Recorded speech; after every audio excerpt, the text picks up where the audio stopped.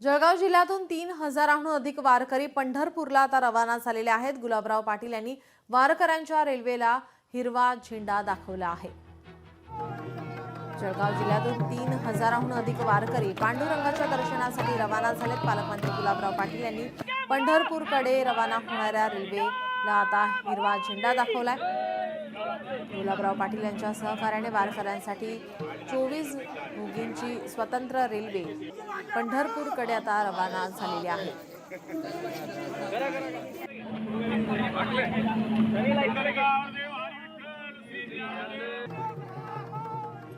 या संदर्भात अधिक माहिती घेतली आहे आमचे प्रतिनिधी सुमित चव्हाण यांनी। आपण पाहू।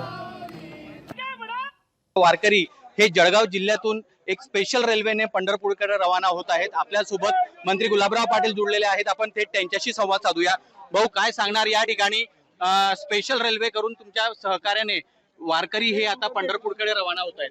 हे वारकरी हे जे जात आहेत या वारकऱ्यांच्यामुळे जे समाधान आम्हाला मिळत आहे, हे बरेच वारकरी हे शेतकरी आहेत, मजूर आहेत आणि त्यांच्या दर्शनामुळे आम्हाला जो आनंद आहे आयुष्यामधला सगळ्यात मोठा आनंद तो आहे। आणि आदरणीय एकनाथ शिंदे साहेबांनी जे आमच्या मागच्या काळामध्ये आम्हाला जे सांगितलं की तुम्ही समाजाची कामं करा, त्या पद्धतीचं हे काम आहे। यांच्यामध्येच आमचे आई वडील आम्हाला दिसतात की जे आज पांडुरंगाचं दर्शन घ्यायला जात आहेत।